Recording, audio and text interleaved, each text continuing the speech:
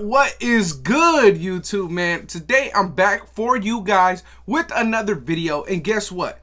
Guess what the topic is of today's video? As you can see by the title and the thumbnail, today we're talking about Raiders linebackers of the future, right? Who can we grab?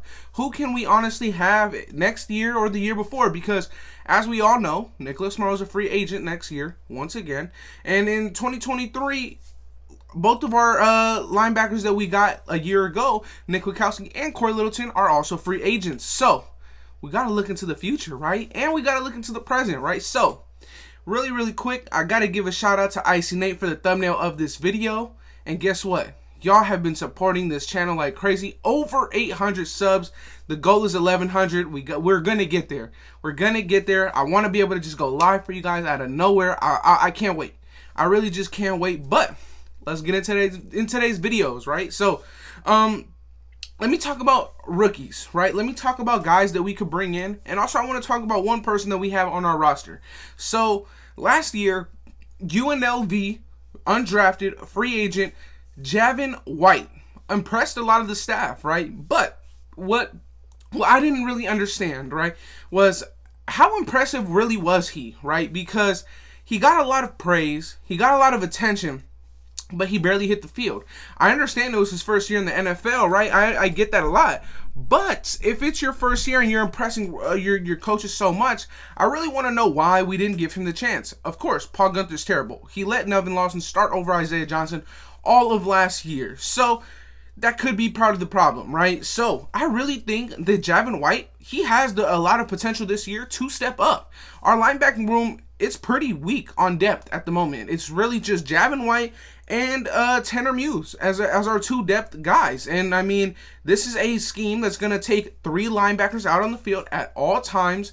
So injuries happen, man. People are going to go down, whether it's for a player or two, a game or two, and we need guys to step up. We do. So, or at least to be able to fill in the role. So let me knock it down. I'm not only going to give you guys rookie options, I'm going to give you guys some free agent options for 2022. Now, let's get into it. So, my 4 main linebackers going into this draft this year. Guys, I think 2 of these guys we can get at 17 if Gus Bradley wanted to go in that direction. And number 1 is Jeremiah Owusu-Koramoah, linebacker out of Notre Dame. I think that he's a guy that we could target because if you look at Gus Bradley's track record, he likes his Notre Dame guys, right? He really does. And let's be honest, Jeremiah Owusu-Koramoah, aka Jack, isn't just a linebacker. He can also play slot. He played a lot of slot in college, but in this scheme, he will be playing will linebacker. And guess whose spot that is? That's Nicholas Morrow's spot. Will linebacker is a spot that Nicholas Morrow is going to be playing. And guess what? Nicholas Morrow is only here for 1 more year. He signed a 1-year contract. That's it. So maybe you get your linebacker to replace him in that same year, right? Jeremiah Owusu-Koramoah will be playing the will player. Like, he will be our will linebacker. Now, our linebacker number 2, the reason why I say that he can go at 17 is because he's going to be going in the first round, in my opinion, and that is linebacker out of Tulsa, Xavier Collins. Now, I was completely wrong on Xavier Collins. I thought that he was an outside linebacker, and this past week or two, I've been really looking at his film. And Xavier Collins, he's an inside linebacker, and he has insanely gifted talent to rush the passer as well. He reminds me a lot of Vontaze Burfict with the way that he moves. With how big he is. He's a 255 linebacker moving like he was 220. He is very good. And what I like about him the most is his instincts. He reads the play and reacts as soon as possible. I saw all the time looking at his film, he would read a screen and be on that running back as soon as he read that screen. I like this guy Xavier Collins a lot. I would love it if we could actually trade up maybe in the first round, trade up after our 17th overall pick. So maybe you give up some compensation, one of those 3rd round picks, and you get Xavier Collins. I like him a lot. You mean to tell me if we got Vontaze Burfict in his prime, I would love that. I would love that. This is Vontaze Burfict, in my opinion, without the character issues, and faster. Overall, more athletic. Not only can he rush the passer if needed be, Look at his tape, y'all. He is huge. He is 6'4" and can cover like it's no problem. I really like Xavier Collins, but let's get into the next prospect. So in the draft, a guy that couldn't go in the second, maybe third round at the latest, in my opinion, is Jabril Cox, linebacker out of LSU. I really like Jabril Cox a lot. He is a, how can I say this? I like somebody compared him to Corey Littleton in the sense where Corey Littleton is a true pass coverage linebacker. And that's exactly what Jabril Cox is. Jabril Cox cannot stop the run. I'm just going to be honest. But Jabril Cox, you put him out there in the linebacker position on pass coverage downs, he is lightning quick. He has great reactions. And boy, can he hit. And he can cover. He is a true coverage linebacker. The only thing that separates Jabril Cox and Corey Littleton is the fact that Corey Littleton's been in the NFL for a long time, so he's able to read the offensive better, and that's why Corey Littleton is able to stop the run very efficiently, right? So, let me know what you guys think about the top three, man. My fourth guy, and honestly, this guy is better than Jabril Cox. He's more well-rounded, in my opinion. And honestly, this guy may go in the first round. You never know. His stock has been rising.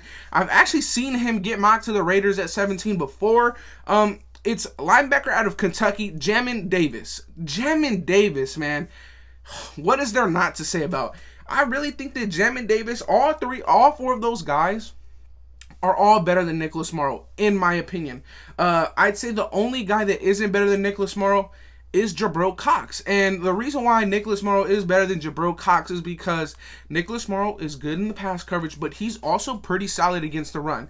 I think that all these guys right here, though, and given 1 year in Gus Bradley's system, will end up being better than Nicholas Morrow. This is why I really want us to address this maybe in the second or third round, right? I really want us to see go after a linebacker, and I'm not done yet. We have some free agent linebackers for the 2022 season that we might be able to go after and target, right? So, Jamin Davis out of Kentucky is an extremely good prospect. Honestly, if this class wasn't so loaded with quarterbacks, he could be a first round pick in another draft class, right? But he's entering the draft this year. He'll probably be either late first, early second. He won't go in the third round. The only person that I think that could have a chance to being there in the third round is Jabril Cox. But Jabril Cox is a very good pass coverage linebacker. Now, let me get into the free agents of 2022 that the Raiders could possibly target, right? The Raiders could possibly target these guys. Now, let's take some names. I'm going to give you guys the interior linebackers first, which there's better interior linebackers as free agents in 2022 than there is outside linebackers. Now, let's look at it really quick. You have an interior linebacker. Dont'a Hightower is a free agent next year. Yes, his age, he will be 33. And he's getting paid pretty handsomely. $8 million to $9 million. After that, you get Jayon Brown. Jayon Brown, in my opinion, he has a lot of upside. He's only 27. I like Jayon Brown maybe for the Raiders in the next year. In the system, I think that he wouldn't be an inside linebacker. I think that in our system, he would actually be playing that will position, which is Nicholas Morrow's position.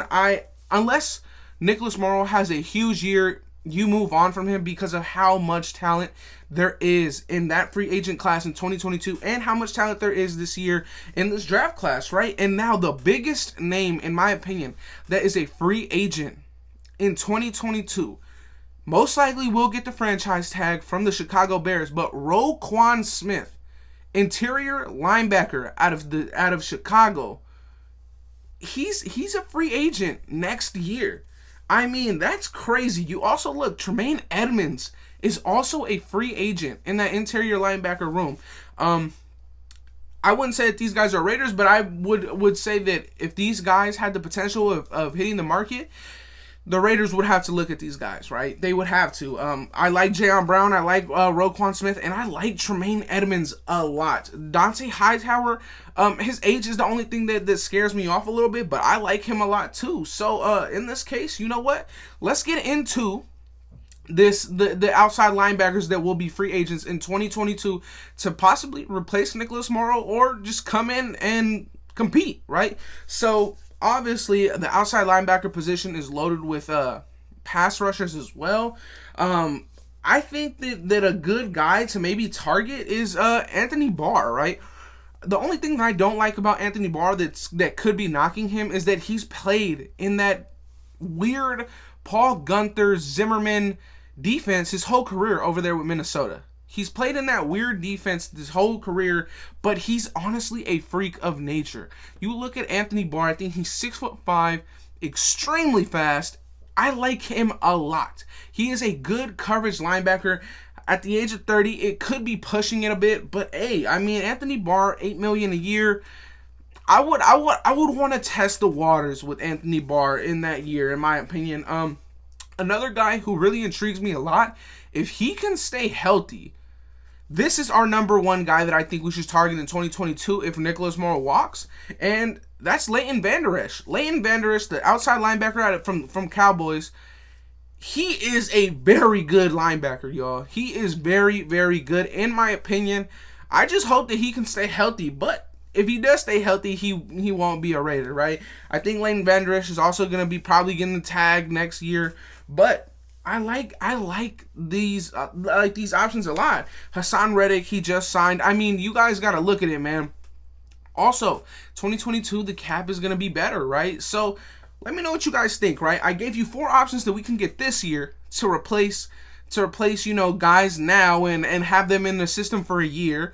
And then I'm also giving you guys options that we can go out in that offseason in 2022 to replace Nicholas Morrow. And this all happens if Nicholas Morrow walks. Or if Nicholas Morrow has a good year, I think you still look into replacing him. He's a very good player. I like Nicholas Morrow a lot. But I honestly think that these 4 guys that I named in the draft are all better than Nicholas Morrow, in my honest opinion. Jamin Davis is better than him. Xavier Collins is better than him. Jabril Cox, you give him 1 year in this system, he's better than Nicholas Morrow, in my opinion. Jeremiah Owusu-Koramoah out of Notre Dame is better than Nicholas Morrow. I really think that we have to look at a true linebacker presence for the future, right? I think that you go out and you re-sign in 2023. You have to re-sign Nick Lukowski. And honestly, in this year and next year, Corey Littleton is our linebacker, right? He has so much money tied down with the Raiders. He's restructured 2 years in a row. There's no way that he's off our roster this year or next year.